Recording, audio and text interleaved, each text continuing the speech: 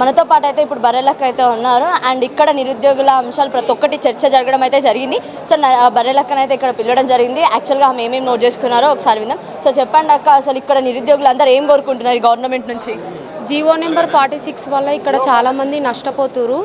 So వాళ్ళకు నష్టం కలగకుండా కొన్ని జాబ్స్ అనేది క్రియేట్ చేసి వీళ్ళందరికీ న్యాయం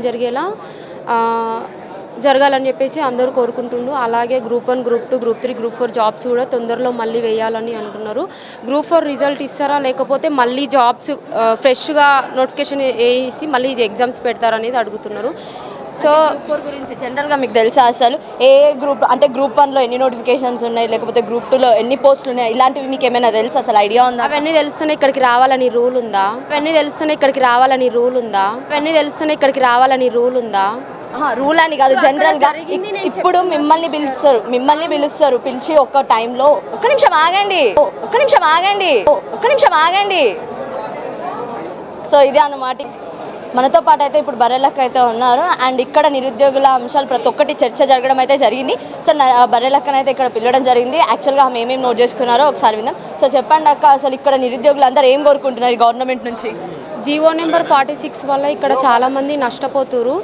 సో వాళ్ళకు నష్టం కలగకుండా కొన్ని జాబ్స్ అనేది క్రియేట్ చేసి వీళ్ళందరికీ న్యాయం జరగాలని చెప్పేసి అందరూ కోరుకుంటుండ్రు. అలాగే group 1, group 2, group 3, group 4 jobs కూడా తొందరలో మళ్ళీ వేయాలని అంటున్నారు. గ్రూప్ 4 రిజల్ట్ ఇస్తారా లేకపోతే మళ్ళీ జాబ్స్ ఫ్రెష్గా నోటిఫికేషన్ వేసి మళ్ళీ ఎగ్జామ్స్ పెడతారనేది అడుగుతున్నారు. సో గ్రూప్ 4 గురించి జనరల్గా మీకు తెలుసా అసలు ఏ గ్రూప్ అంటే గ్రూప్ 1లో ఎన్ని నోటిఫికేషన్స్ ఉన్నాయి, లేకపోతే గ్రూప్ 2లో ఎన్ని పోస్టులు ఉన్నాయి, ఇలాంటివి మీకు ఏమైనా తెలుసా? అసలు ఐడియా ఉందా? అవన్నీ తెలుస్తూనే ఇక్కడికి రావాలని రూల్ ఉందా?